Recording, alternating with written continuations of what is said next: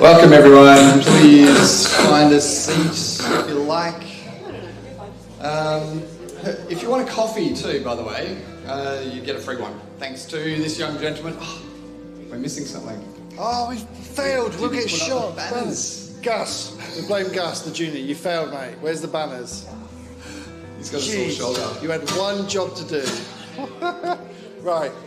We will put the banners up very quickly. We're sorry, Cam. We're sorry, Ammo. We're sorry, Beecham.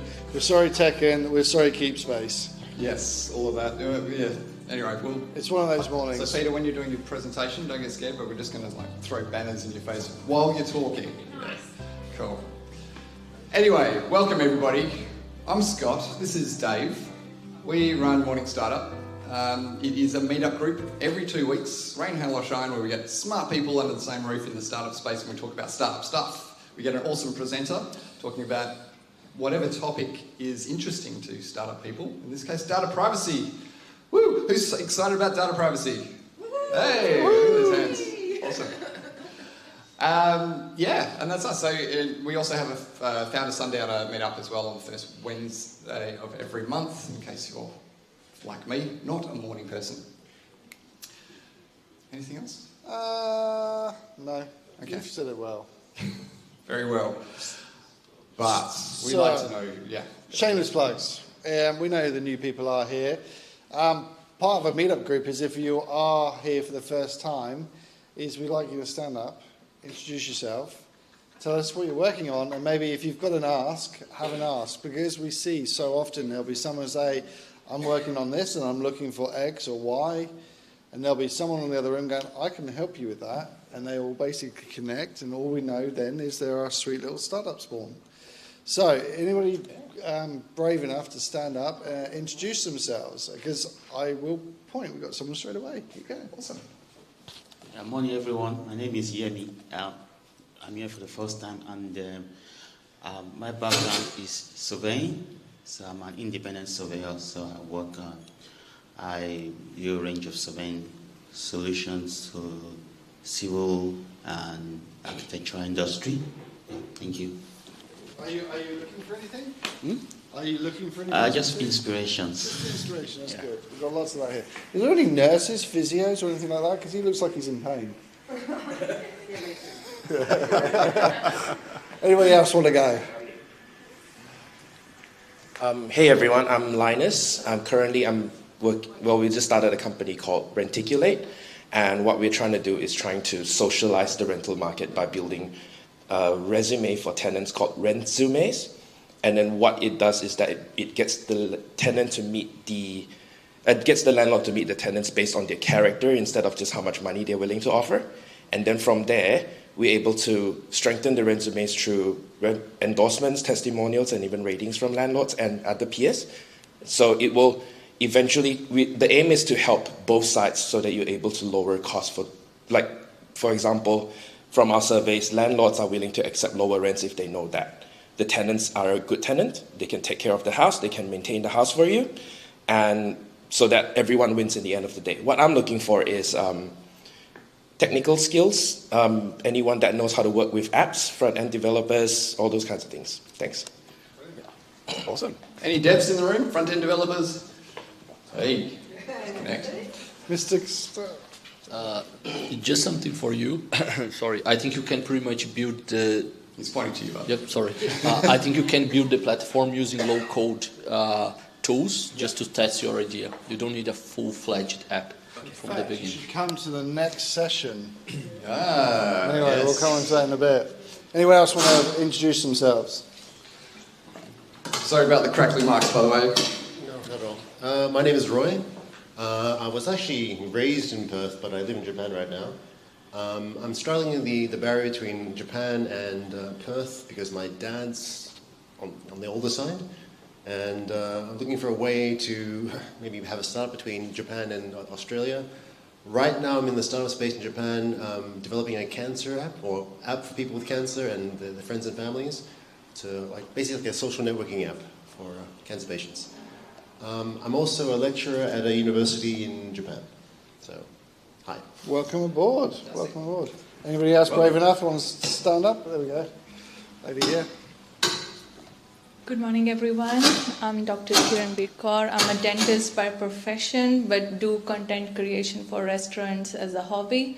And when I was doing that, I got to know that Indian restaurants or Indian vendors don't have a direct contact with the Indian community. You know, there is no streamlined connection. So I'm trying to build something where they can go on our website and they will have a list of everyone there. And they can hire people and, you know, check the reviews and things. So this is just an idea right now, so we like to work on it. And I got Raj with me, who's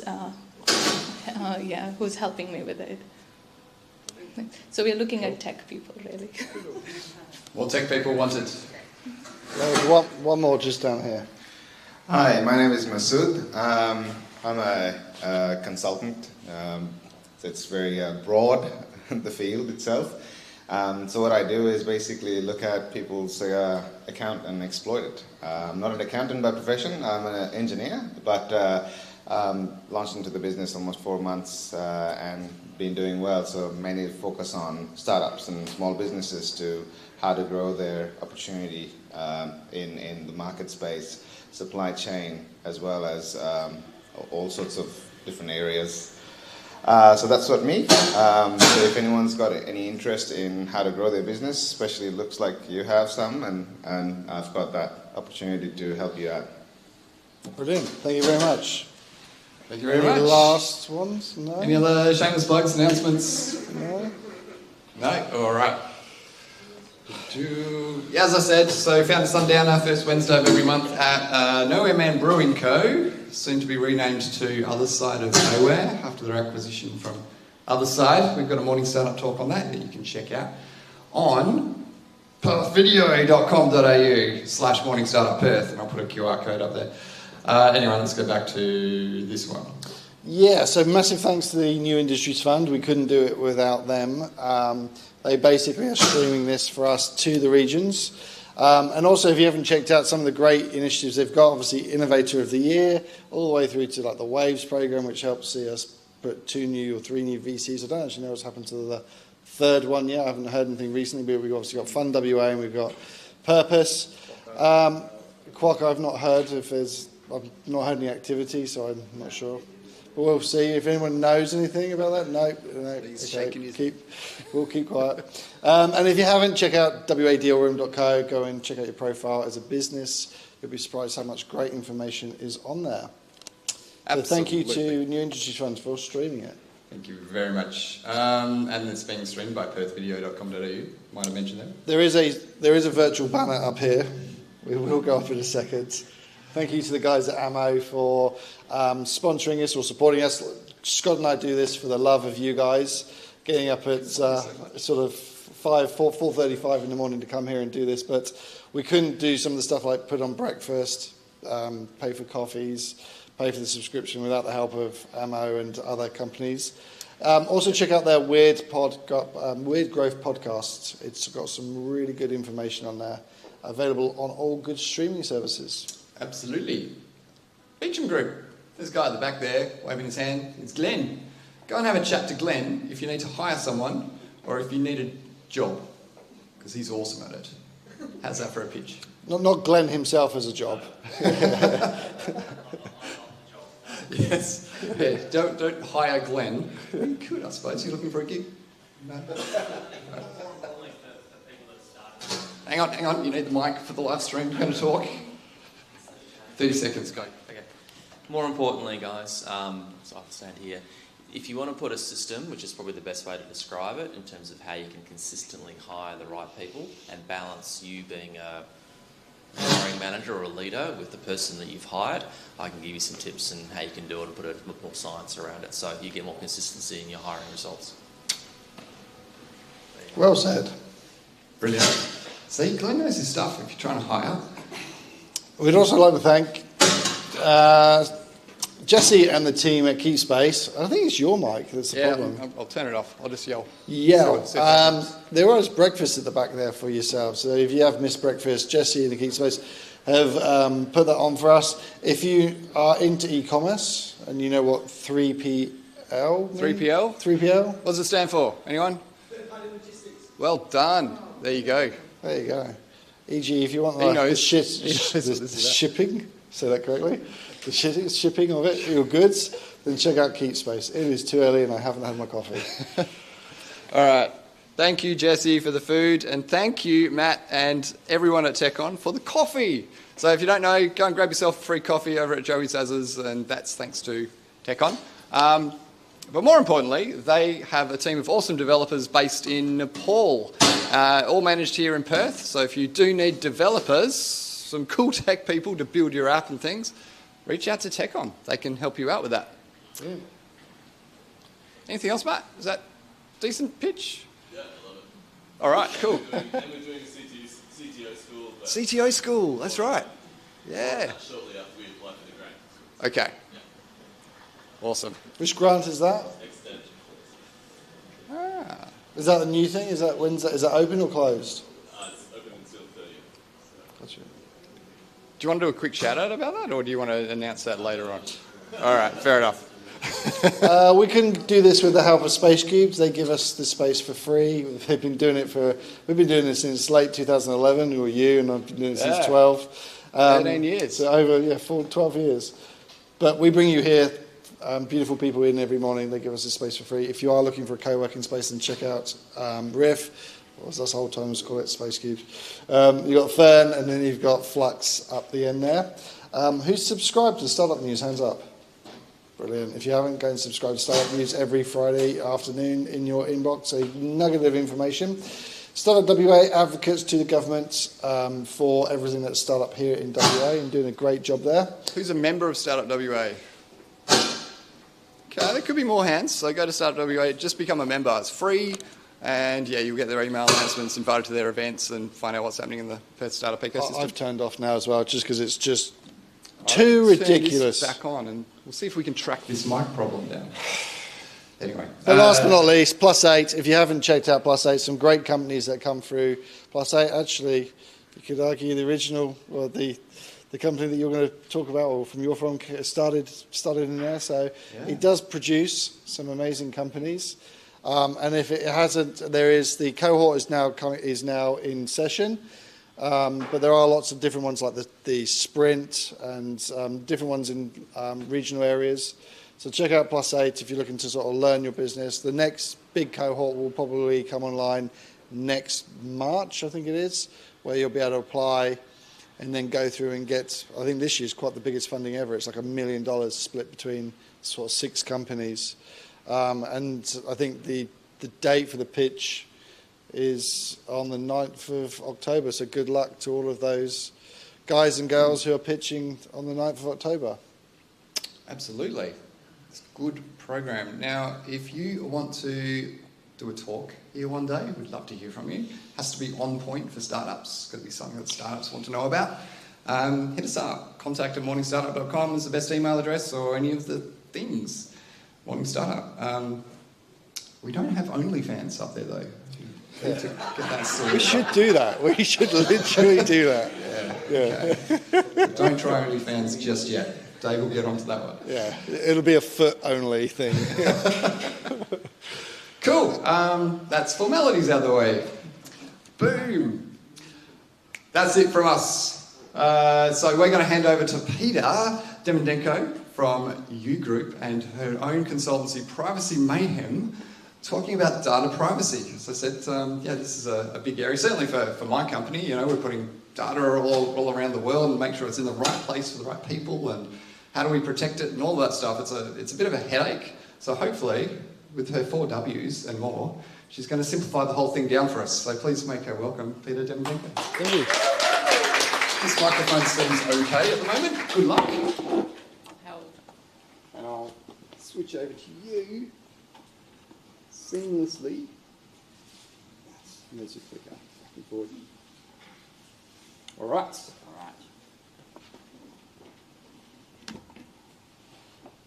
Okay, hello and welcome. I'm Peter.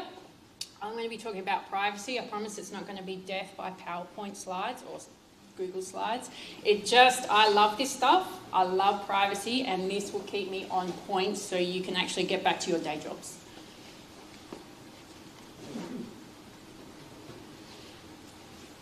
It's the disclaimer that has to happen over there. So, got that out now. If this keeps going, I'm going to just start shouting. Turn on. Yeah, still hold it up for the live stream though. Okay, okay. So, who am I? I'm Peta D. I am founder of Privacy Mayhem. It is the privacy consultancy that shows privacy is built on, not bolted. Built in, not bolted on.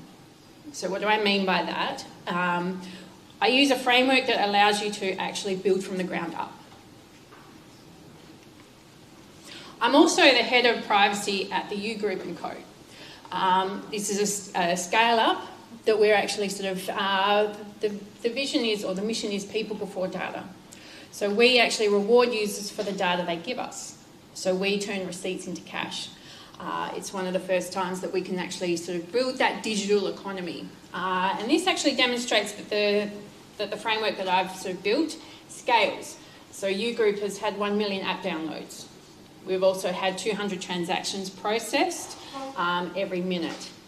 And we've also sort of, this is the type of money that we've paid out to our users as well. So we pay and buy data.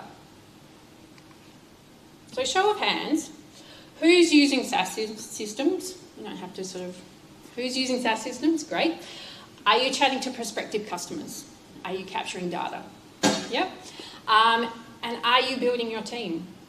So everyone that sort of put their hands where you're thinking of, you've started your privacy journey because you've actually entrusted your data, your personal data, to the AWSs, the Atlassians, and the Googles of the world. So they've actually captured your data. If you're talking to customers, your customers or your prospective customers are actually entrusting you with their data. So if you're building focus groups and you're capturing that data, you're on that privacy journey already. So even before you actually find product fit, you actually have to start thinking about privacy first.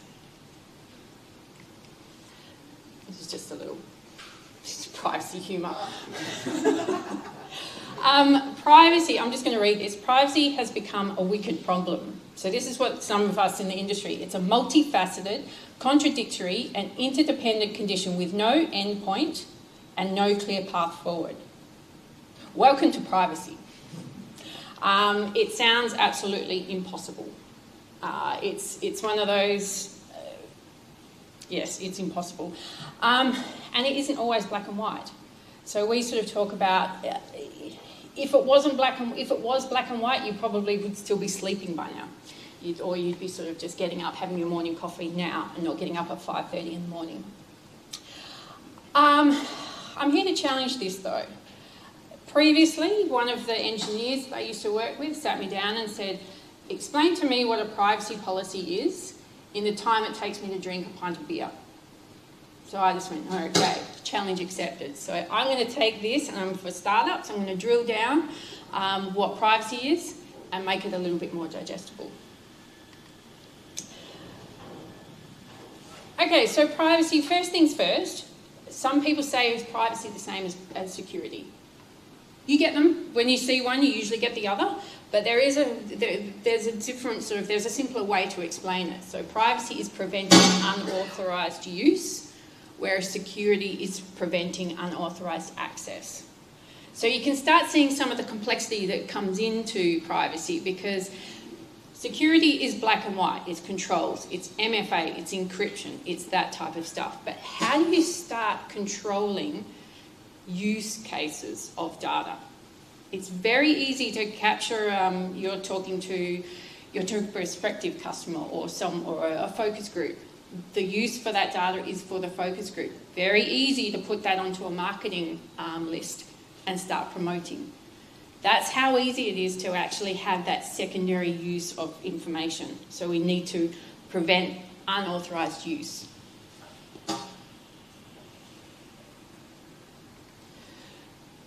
Privacy, I'm going to say scrap everything that you know about privacy.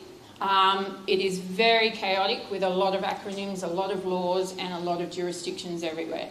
Privacy, drilled down, is know your data. It's all about transparency.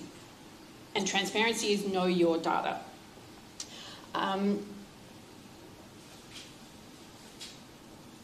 When you sort of start talking about the types of data, the software, the use cases, everything, you can have some bulging, overwhelming eyes, like sitting there going, how do I even go about doing this? But you think about it, if you guys are at that startup stage where we're sort of going, okay, I have to know my data, and it's starting to get overwhelming. Think about it when you're actually at the sort of the Amazons or the Googles of the world. When you start scaling, when you start building your teams, you've got a lot more data, you've got a lot more systems. So you've got to start understanding it from the ground up. And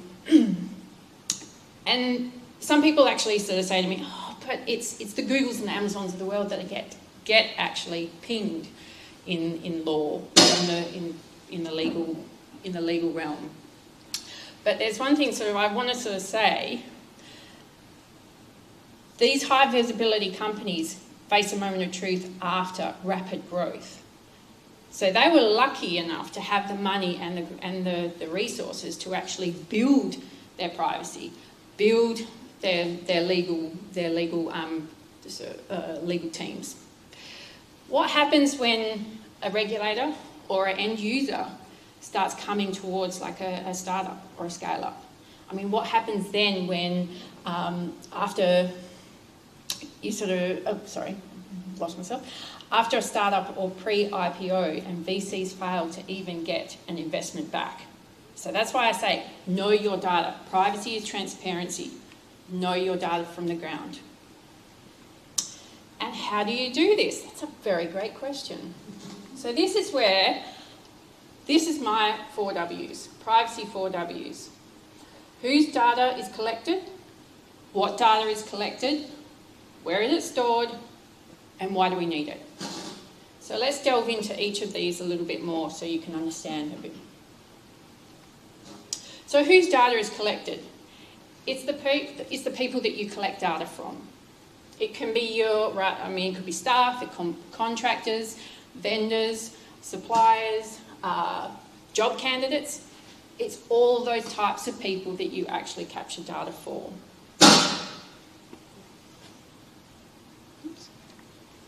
What data is collected? Now, I'm going to sit here and go personal information, personal data, personally identifiable information. All of that is the same thing. It is used to identify someone.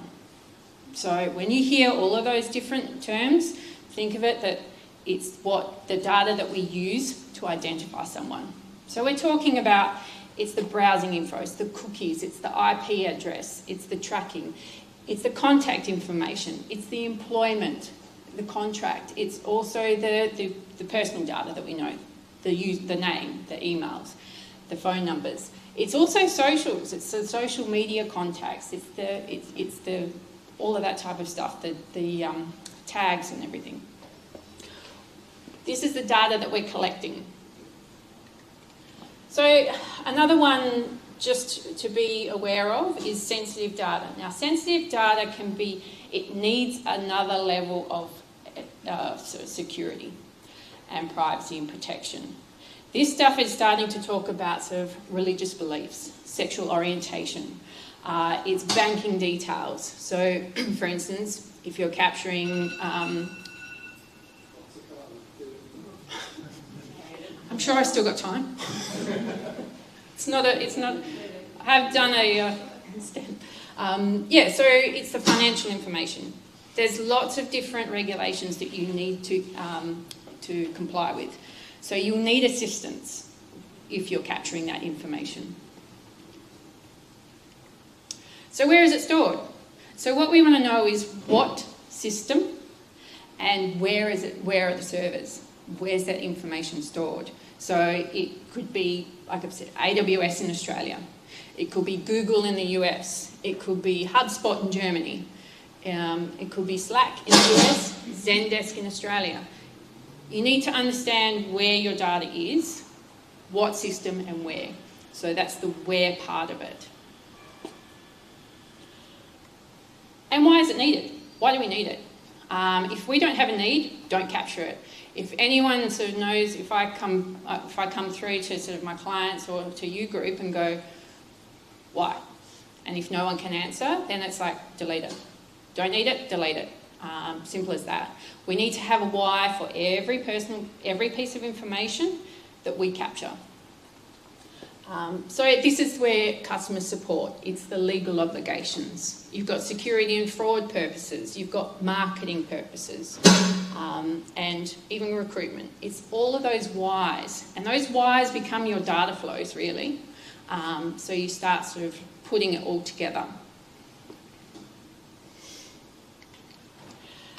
So, what about consent? This is very complex. And I'm going to try very hard to sort of explain it in a simpler term. So it's opt-in, opt-out, opt-what. What am I talking about? So consent can be opt-in, you open the door, or opt-out, you close the door. Now stay with me.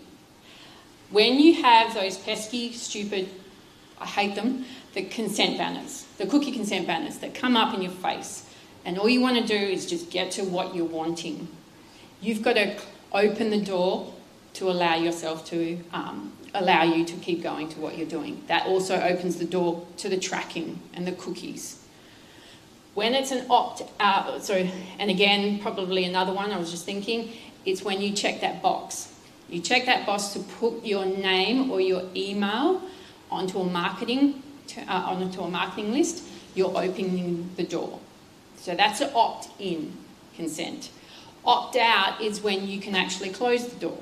So opt-out is very much a US global culture where the tracking, I'll explain it from the tracking, the cookies will trigger the second you step onto that actual website. But you have the choice to then close the door or stop those. So that's what opt-in, opt-out. That's why I use the door analogy. So I hope that helps because that's how I sort of explain it to everybody and it seems to sort of make a bit more sense.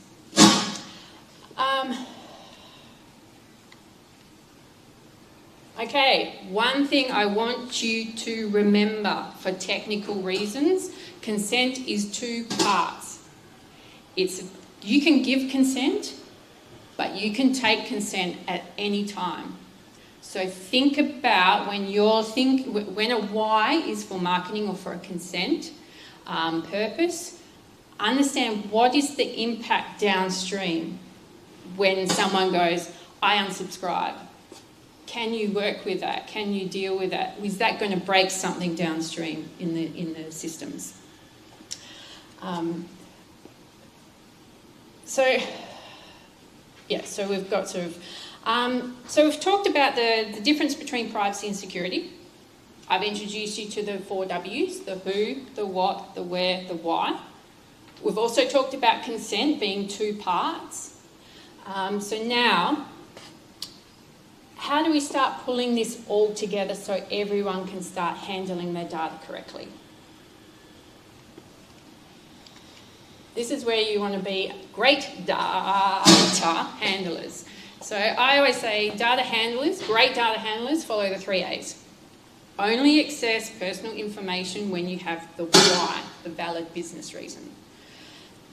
Avoid storing personal data where possible. You're always going to store it. If you're a commercial business and you're wanting to succeed, absolutely store it. But minimise the storage. And then this is more for as you start growing a team. Use approved software and devices to store personal data. You don't want someone to come into your team and you know exactly what everything's doing and then all of a sudden you've got this piece of software that has your focus group, all the details of your focus group that you had no idea about.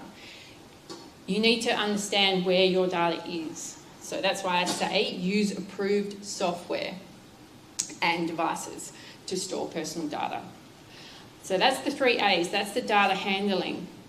If you can start with these 3 principles at the beginning, you will set yourself up for success. Because then once you scale, you can get to your 2, your 20, your 200 head count, but everyone is looking at the same direction for your data handling. Okay, so it doesn't stop there. We need to start talking about incident management. So incident management, my motto, don't wait, communicate. Try and build your culture that the incidents are opportunities to learn. Then you have more of an open culture about incidents. That's when a don't wait, communicate motto will allow you to start looking and to start changing and learning from.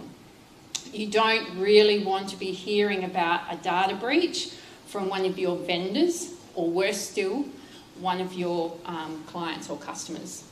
You want to hear it from internally, because then you can fix it and then you have a chance and an opportunity to learn. And I just wanted to put, for me, incidents means any event that compromises the security of data. So it's one of those.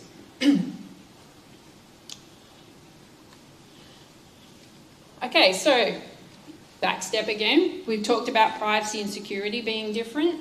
The 4 W's, the who, the what, the where, the why. We've talked about consent and being 2 parts, and then the data handling with your 3 A's. I hope I've shown you that privacy can be built in, not bolted on. Because if you want your investors to fund your product, you must get it right from the start. That's why I've had some people, Peter, why do I need to bother worry about this? But it is getting to a stage where you need to understand this type of information right from the get-go. But how? How do you do this? That's the question that I always get. Now, I did have one very good friend of mine challenge me again, going, okay, what is the one task that startups can do that can be time boxed for 30 minutes to allow you to get onto the path of privacy? And I went, challenge accepted. So, it is literally grab your team, create a spreadsheet, get a coffee, and get that timer. It's 4 W's. Like, list it out. Sit there for 30 minutes, list it out. Because then you've started your data mapping. You've started your inventory. It's everything that starts happening. So then once you get a new why, like a who, a why, a what, a who, a where, you can start adding it to there. So when you scale and it starts going, okay, we need to start seriously looking at our information and what we're doing, you've already mapped it out. There is technology out there that can do this for you, but I really believe that once you do it manually and you get it out of your head and onto a list, it's very easy then to understand where you're travelling and what you're doing.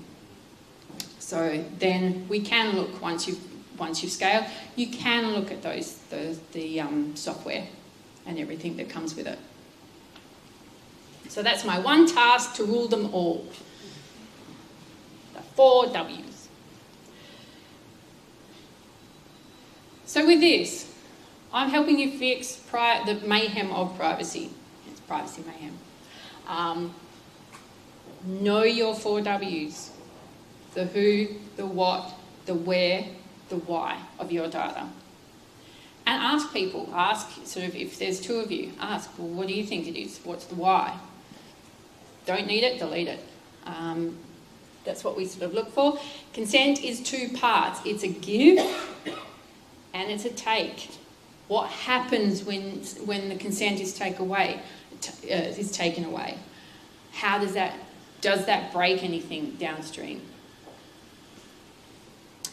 Be great data handlers. So the access, the avoid storing, and use approved software and devices. And with incidents, what we want to do is don't wait, communicate, have a culture, open culture, where incidents are their opportunities to learn. And the last one is pulling it all together and map your data, which is a spreadsheet. It is literally the spreadsheet for startups. It's nothing huge. You don't have to have all of the architectural designs or anything right now. Just map your data, because that will come. That becomes your data flows.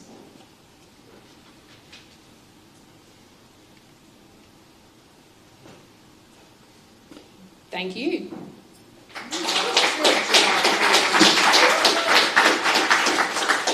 Good job. All right, I'm going to do a roaming mic. Oh, you're back. Yeah, sorry. Questions. Does anyone have any questions? Lots of questions. All right, let's go. Yeah, 2 questions. My first question, you talk about consent being 2 parts. You give consent. Question like if you unsubscribe, maybe you unsubscribe for something. What happens? Does your data get deleted? How do they handle your data in that instance? And number 2 is that number 2 question is scaling. Like, what does scaling means in the context of data privacy? What is scary? Scaling. Oh, scaling. Sorry. Could you repeat the question, both of those who didn't hear it, just so they can use the mic? Yeah, sure. So the question was, how do you handle data when you hit an unsubscribe? Is it deleted? The second one is, what is scaling for privacy? So with unsubscribe means that you're taken off a list. It doesn't mean that your information is deleted. It's just removing your information from that Y, which was marketing or whatever the unsubscribe list is. So deleting data is a really complex one, and it's one that I'm going to say that the law hasn't really done well to explain to us end users either, because we've got legal obligations for personal data. Everyone does, every company does, which means that we can't delete all the information. What I usually say is delete information that's based on consent. So that's all your marketing purposes. So customers or your end users can have a chance to go, delete my data. So if they say delete my data, that means anything that's related to that marketing aspect. Unsubscribe is fine, you don't have to delete it, but that's what that sort of is. Scaling for privacy is probably, it starts becoming, it starts understanding, okay, the where, you start having vendor management. So you start looking at, you do due diligence on your vendors, on your Amazons, on your Googles, on your Atlassians, understanding what are the risks and the mitigations that you need if you're going to capture that, if you're going to store information within that. It's also talking about scaling might be cross-global sort of jurisdictions. So that means you may need to look at other due diligence like data processing agreements. Pretty much it's a written agreement that says that vendor can't do anything without your written permission. So that's what sort of the data processing agreements are. It's also probably starting to look at the access rights. So users have those privacy rights, the delete my data, unsubscribed, opt out, those things. We need to start looking at how we work with those. So, is that good? You're closer. First of all, I just wanted to say, such a great presentation. You've turned something which shouldn't really be interesting into something interesting. So, good for you. Just for me, like as a side project, I manage a site which has about 10,000 users a month, and one of the things, the only time I've ever thought of privacy has been creating like my TOS and my privacy policy, and that's about it. Is there something I need to do now? Like, obviously you've given us the one task, but is there something else that I can do, or should I revisit my privacy policy? Oh, and I'll go back. Do you need me to say? No? Okay. With the privacy policy, like I said, I had an engineer tell me, can you explain to me, when it takes me to drink a pint of beer, what a privacy policy is? If you really, really dumb it down, it's your 4 Ws. Like, there is a lot of legal jargon, and it's something that sort of I really don't like, that sort of you've got to have these sections and this clause and this clause, but dumb it down, it's your 4 Ws. So I would just do the 4 Ws, and then maybe see if you can align your 4 Ws into what your privacy policy has and your terms and conditions. You're never going to comply with everything. Yeah. Yes, disclaimer also, everybody, you're never going to comply with everything with privacy. U-Group is a global company. I can tell you every state in the US has different data breach regulations and laws. You can't do it. It's insane. But what it is the transparency and it's the 4 Ws. So that's what I would do. I usually go, if I'm sitting down with a new client, I'm like, right, give me your 4 Ws, and then I'll start looking and go, why have you got that in there? If you don't do that, or if you're doing that, you haven't put it into your 4 Ws. So try and sort of map it. Because if someone comes back to you and goes, oh, what does this mean? You can go, that. Right. That's how I see it. Yep. What is your recommendation, legal recourse versus self-help for privacy violations? Because on one hand, Australia's too small to really put resources into, like the EU, into forcing big companies to listen. And then on the other hand, it's sort of sophisticated enough to actually need all the privacy. But self-help, if I can't trust the authorities, self-help means what can I personally do? Like, for example, creating a whole set of throwaway personas, for example. So what would you suggest? Rely on the authorities or go to the self-help route? Oh, great question. I've got a colleague or a friend that was in the OAIC, Office of Australian Information Commissioner, and they're under-resourced. Simple as that, they are under-resourced. So what they're really looking at or looking for is companies that are taking it seriously, are taking privacy seriously. You have to use personal data. I get that, everyone gets that. There shouldn't be this sort of blocker on privacy regulators like you cannot use personal information. As long as you understand, use your personal information as long as you understand the why. The self-help, I think some of the regulators, even the Information Commissioner's Office in the UK, have some brilliant advice and guidance. Yes, based on the UK GDPR. But still, it's something like, it's the transparency. How do you use your data? Where the regulators will come in.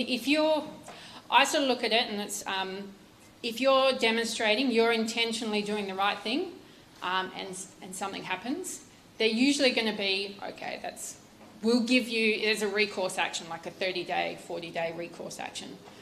So you can sort of demonstrate that you're working towards. If you've got a roadmap and you know what you're doing, you've got the 4 Ws, you're starting to understand all of those, then they're going to be more lenient than you just going, I don't care. That's what they're looking for, those intentional companies that just don't care. That's how I see it. It's not just... So you're saying self-help doesn't really work, is it? Self-help, I mean, you're self-helping now, listening to me, really. That's why I say you've got to understand your data to then understand how you're going to use it. There will be guardrails, specific edge cases and guardrails that the law will say you must do. So for GDPR, I've sort of worked a lot in that space. It is that door opens. You've got to open the door. Like you cannot, by law, you cannot allow cookies to trigger before you open the door. So it's those things that you need to understand. But to understand that, you need to really, really know your data. So that's why I say at startup land, understand your 4 Ws, and then things will come a lot easier. I hope that sort of... Question here. Great preso, Peter. When a user withdraws consent for us to have their data. Rather than purely deleting it, I've seen a lot of organizations do an anonymizing activity so that they can still derive value from the metadata, say, the time that user signed up, even if you don't keep their first name and email. What's the minimum threshold for succeeding at that anonymization activity, in your mind? Great question. For me, it's if people are unsubscribing or deleting their data, the basis is they cannot be re-identifiable. So you can use that data. So my customer ID might be 123. Then you had Peta Demidenko, worked at U Group, blah, blah, blah. So I've said delete my data. You've got to make sure that there's nothing that can re-identify that it's me. So it's the hashing, it's the, that's how I sort of, however you want. I don't want to sort of give you controls, but whatever your standards of hashing or encryption or something like that, that's what you need. But the biggest thing is you cannot be re-identifiable. Any more question here? So what about like demographic? Like, you know, female, is that still identifiable or is it genetic? It can be. I mean, where you're sort of coming to is thresholds. So your company will go, okay, we don't want to be able to re-identify anyone under the threshold of 200 in that demographic group or something like that. So you start putting some boundaries on so you can stop thin slicing, I think they sort of explain it, which is where you can interrogate a database and keep going and filtering and filtering and filtering until you find me. So you can put thresholds on systems or thresholds on your sort of searches to make sure that you only see 200 people. Just on that, it can be varied, because like we did a project where we took sensitive NDIS data and it would show you potential values, but we had to, in that project for the NDIA, we had to get to a point where you couldn't go, for example, in Pearson, we wouldn't show any data because you knew there was only 4 people that had that particular disability, so you could identify it as being X and Y. So you're right, it comes down to that threshold as to what's required. I mean, there's a lot of I can never say these. There's privacy enhancing techniques, which are encryption and algorithms, and I'm looking at Jason because I can never say K and I don't know. There's an encryption technique that will actually push noise into your results. So differential privacy, that type of stuff, will push noise into it. So then you don't know who, or you cannot get down to those 4 people because you've got all this information. It doesn't change it, but it produces noise, so you can't thin slice and go down. Question here. Yeah, hey Peter. What's the implications for the new or updated privacy laws that are coming into play later this year, I think? Or I'm still waiting. It's supposed to be out August. Okay. I'm still waiting to see. I think for startups, it's the exceptions. They're lifting a lot of the exceptions to comply with the Privacy Act, which means that the biggest thing is it's your data mapping, understanding your data, allowing, sort of making sure that you know what needs to be unsubscribed, what needs to be deleted. So as you scale, we sort of talked about scaling, you start getting into your retention schedules. So like your tax information is usually 7 years. We've got to start looking at that as well. So really, I would suggest, until I get to read it, understand your 4 Ws, the who, the what, the where, the why. That would be the biggest thing. You can map your data and then be ready. Because then you could bring someone in and go, okay, we've got this, how do we comply? And it'll be easy to go, right, we'll tag it to this, we'll filter this, we'll do it this way. So I won't go into the nitty-gritty, but for me, the biggest impact is going to be the lift of those restrictions and exemptions for being part of sort of being within scope of that Privacy Act. But I will take a look and let you know. We have time for more questions. We need this. Is this working? No. Is it? More for the Oh. What about unintentional collected data? So, if you're talking to somebody over email, and then Sam asks me for their details, I naturally go, yeah, sure, no problems, and I've shared that information, and that we're not collecting the data to use it for, say, transactional or marketing purposes, but I'm sharing it internally. Do we still apply the same 4 Ws, and we still apply an internal privacy in terms of how that data is shared? Yeah, great question. As long as it's not being used for something, so I usually go, we've got a customer list, and you've got to transfer all of that information. You've got to do those general talks and everything. Yeah. If you take that and then go, I'm going to create another Uber, and use that information for a completely different purpose, that's when it starts becoming sort of an issue. Yep. What you're talking to right now is, for me, it's almost customer management or customer support or account management, something like that. Yes. So I wouldn't worry about it, but if you're going, hey Sam, let's sort of spin up another organisation doing blah, use this. Yeah. That's when it can be. That's when the customers will sit there and go, oh, hang on, why am I getting this email? This has got nothing to do with me, and then they can actually complain to the regulators. Yeah. Any other questions?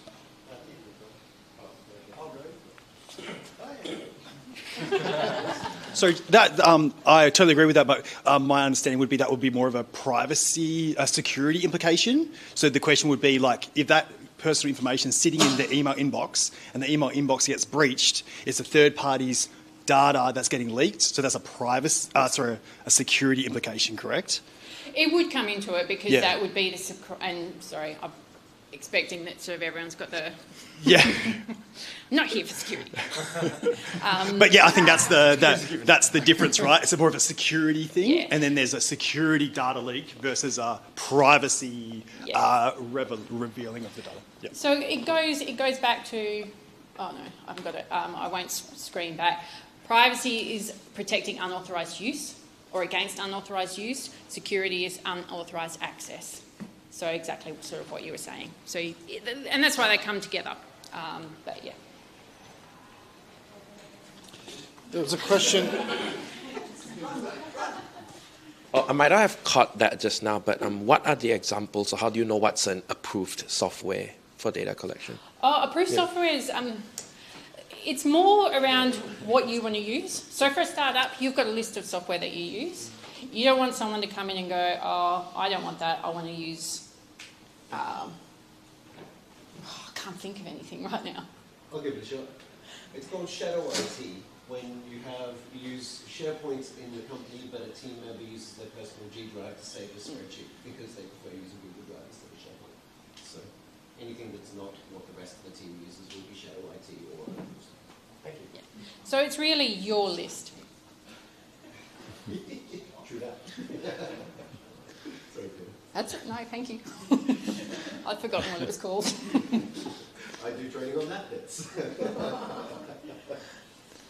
Hi, Peter. Yes. Would you have any information on, say, what, from a user's perspective, what the biggest concerns are of their data being breached? So, for me personally, I think it'd be identity fraud that would be concerning. But is there anything else? And I suppose it depends on what the data is and what generation you're part of. I think identity fraud is probably the big one, and then sort of like theft, because there's a lot of. I think there was the Ticketmaster. There was a huge one that had Dan Murphy's. There was a few of them where the breached credentials were purchased and then sort of used to get into the accounts to then take people's gift cards. So they spent the bad actors received hundreds of thousands of dollars worth of gift cards. So it's that type of thing. It's difficult. It really is difficult because it's whatever the 4 Ws that the bad actors want to use. But the biggest thing would be that, identity theft, fraud. Any other questions?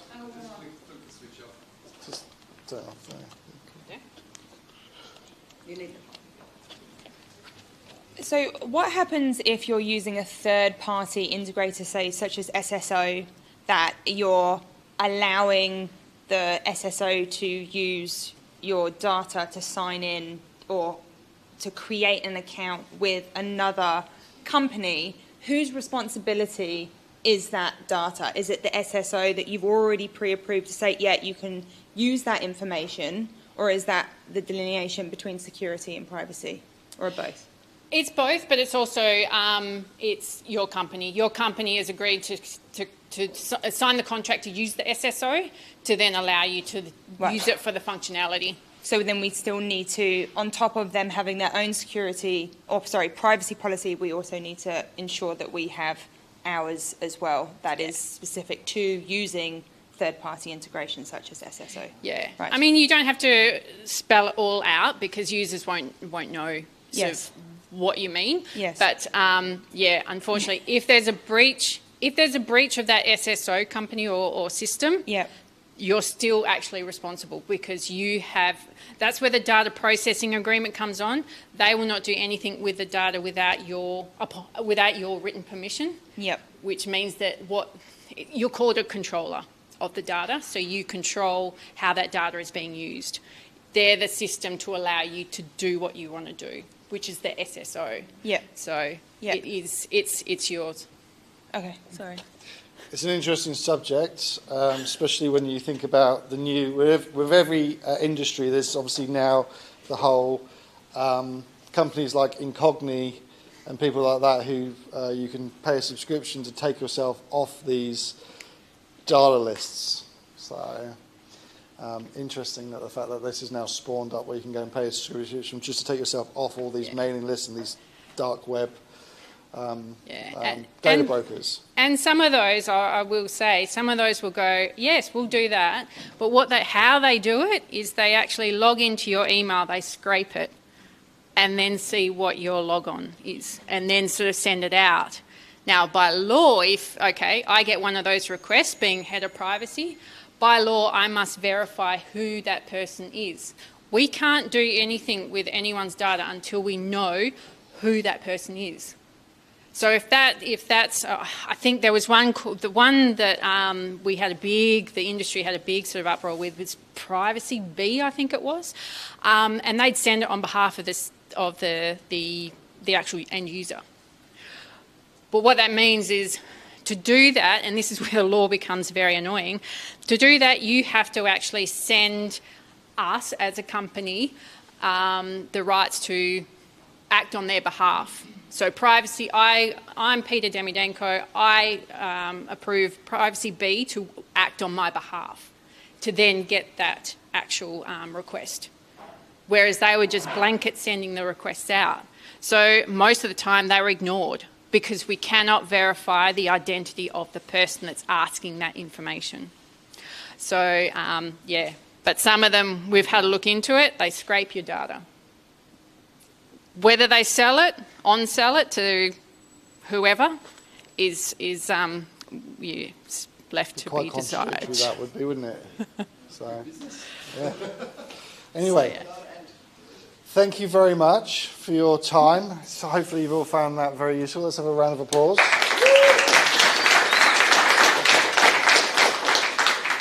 I just wanted to say, usually for me, if I get 5 people in the room, that's success. So this is awesome. Brilliant. Thank you very much. That was very good. Let me take that so you guys can hear me on the live stream. So people, just to say, if you want to connect, there's that. And obviously I think that will probably go to your LinkedIn, was it? Yes. Perfect. We'll have a few requests this morning. So you're, just on that, you're running a consultancy to help startups with the data privacy problem? Yes. So, yes, I've called it Privacy Mayhem. It's building in privacy, not bolting it on. So from the ground up. So I've got a couple of sort of clients and sort of while working with U Group. So I've been very, very fortunate to be able to sort of pursue that dream, my consultancy dream, while still sort of working with U Group. So it is all about the 4 Ws framework. It's the don't wait, communicate. It's building, like going the next step in building those frameworks into the companies. Sort of superheroes, mottos, mayhem. That's me. That's privacy to me. Brilliant. Thank you very much. Awesome. One more round of applause. Cheers, so Thank you very much. we will be back here in 2 weeks. Well, we have you. You Me. haven't sent me the information, so I can't put it out there. Yes, what are you I will talking about? do it. But we basically will be talking about. I'll be presenting the same presentation I gave to the Sydney cohort for +8 around, essentially MVPs. So often we will see many of you come here and they're like, I've got this app and I've built this, and we're like, yeah, I've just spent $30,000 and I haven't launched it. We're like, have you validated you've got customers that want it? Have you got the X? And so we're just going to run through how you can essentially do a lot of that for probably less than $500. So we're going to run through in 2 weeks' time some of the bits that I've certainly learned from failing numerous amounts of times and getting it wrong, to then hopefully getting it right, and be sharing some of that knowledge how you can build your MVP and ultimately prove that you've got a marketplace there that's worth doing. A bit like what you're about to do. I might, like Gus said, I wouldn't spend $1 at this moment in time in building a software platform. Sorry, Patrick, sorry. But I would probably just create something that's low code, throw it away. Once you've proved that, then go and spend the money on getting a system built. Huh? Yeah, spend it on Tekon. That's right. That's right. But even with Tekon, right, you want to make sure it's going to be a successful app, because you guys want a longevity customer. So yeah, and I think we saw it. We've been in the game long enough. When you saw the downturn, when everyone got their redundancies coming, sort of, what was it, 2013, 2014, when we went into a dip. All these redundancies, guys, girls coming off the mines. Yeah, I've just got 60, 70, 80, $100,000 worth of redundancy. And they've just piled it into this startup idea they want to fix, and then it's just gone crickets. Yeah. So it's just helping you avoid that. Okay? So that should be fun. Now, it's also been a while since we've done a pitch event for startups. So we try and do it every 3 or 4 months or so. So I think after that, so you've got 4 weeks. If you want to get together your 3-minute pitch, we'll put up 6 to 8 startups or whoever applies. So send us an email, contact@morningstartup.com. If you're interested in pitching, just send us a little blurb about your startup and we'll slot you in. Less than 4 weeks. 4 weeks, yeah. That will be you and you. I will not be here. Fine, yeah. I'm over east, unfortunately. Even better. Dave won't be here, so it'll be a great event. Cool. Yes. All right. Cool, thanks everyone. Grab some food, meet each other, enjoy, and we'll see you in 2 weeks' time. Thanks. Thank you so much. Sorry about the crap.